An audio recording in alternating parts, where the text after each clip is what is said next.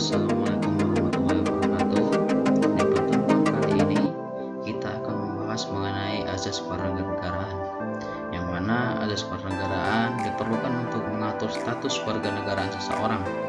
Di dalam pengaturan azas kewarganegaraan, berdasarkan Undang-Undang Nomor 12 Tahun 2006, dikenal dengan dua pedoman, yaitu azas kewarganegaraan umum dan juga azas kewarganegaraan khusus. Untuk lebih jelasnya, lihat pada video berikut ini. Setelah mempelajari materi ini, diharapkan siswa mampu menjelaskan tentang apa itu usually, usualminis, apartheid, dan bipartite. Pertama-tama, apa yang dimaksud dengan asas kewarganegaraan? Asas kewarganegaraan adalah dasar berpikir dalam menentukan masuk tidaknya seseorang dalam golongan warga negara dari sebuah negara tertentu. Asas pertama adalah asas usually, di mana kewarganegaraan seseorang ditentukan berdasarkan tempat kelahiran. Contoh negara yang menganut seperti Amerika, Brazil, Meksiko, dan lain-lain. Misalnya, sepasang suami istri warga negara Amerika Serikat melahirkan seorang anak di Brazil, maka anak tersebut berarti warga negara Brazil karena dilahirkan di negara penganut asas usually. Asas yang kedua ada asas ius sanguinis, di mana kewarganegaraan seseorang ditentukan berdasarkan pada keturunan orang yang bersangkutan. Contoh negara yang menganut seperti Jepang, Inggris, Spanyol, dan lain-lain. Misalnya, sepasang suami istri warga negara Jepang melahirkan seorang anak di Inggris. Anak tersebut tetap warga negara Jepang karena mengikuti garis keturunan orang tua yang berasal dari Jepang. Dari dua asas tersebut muncullah istilah apartheid, di mana seseorang anak atau penduduk yang sama sekali tidak memiliki kewarganegaraan. Keadaan ini terjadi karena seorang ibu yang berasal dari negara yang menganut asas usually melahirkan seorang anak di negara yang menganut asas ius sanguinis. Misalnya, sepasang suami istri warga negara Amerika Serikat melahirkan seorang anak di Jepang. Amerika Serikat tidak mengakui anak tersebut sebagai warga negaranya karena lahir di negara lain. Jepang pun tidak mengakui anak tersebut sebagai warga negaranya karena orang tuanya bukan warga negara Jepang.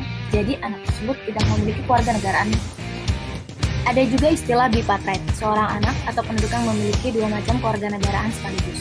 Keadaan ini terjadi karena seorang ibu yang berasal dari negara yang menganut asas ius sanguinis melahirkan seorang anak di negara yang menganut asas ius solidaris.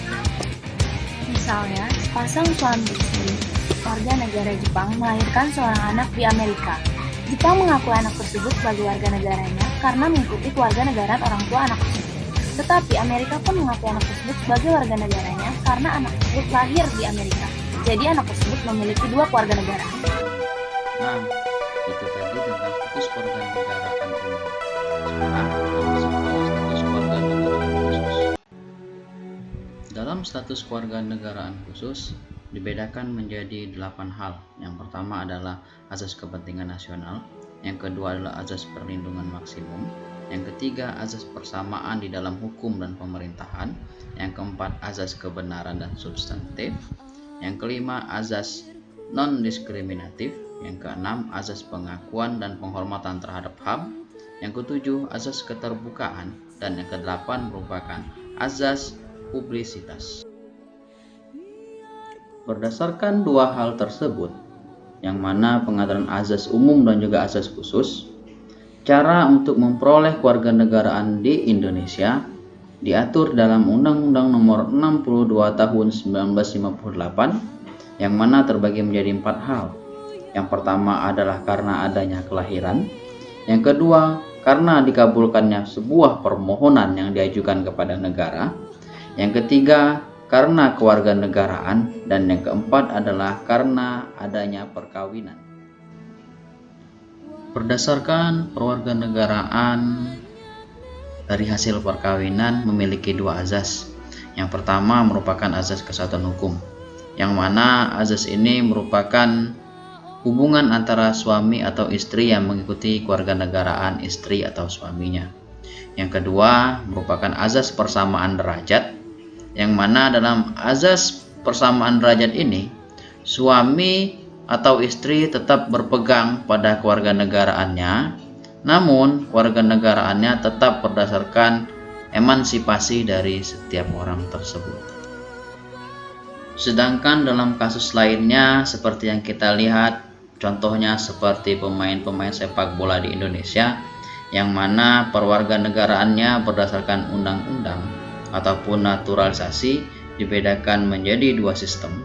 Yang pertama adalah sistem aktif, yang mana apabila mereka mengajukan menjadi warga negara Indonesia. Sedangkan yang kedua adalah sistem pasif, yang mana seseorang secara otomatis memperoleh kewarganegaraan dikarenakan tinggal di sebuah negara dalam jangka waktu tertentu.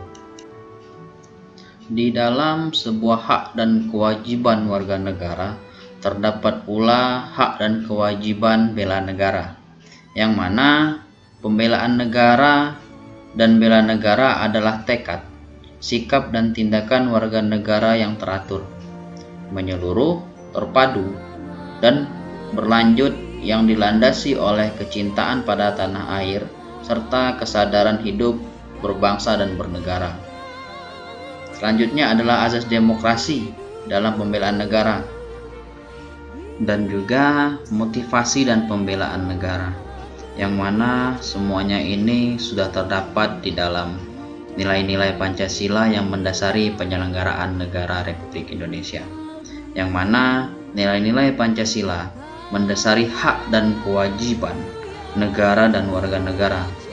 Jika suasana pemerintahan dan pelajaran pemerintah negara telah benar-benar melaksanakan segala kewajiban berdasarkan atas nilai Pancasila, maka akan terwujud sebuah keadilan bagi seluruh rakyat Indonesia. Sekian pertemuan untuk minggu ini. Tetap jaga kesehatan, stay at home. Saya akhiri dengan wassalamualaikum warahmatullahi wabarakatuh.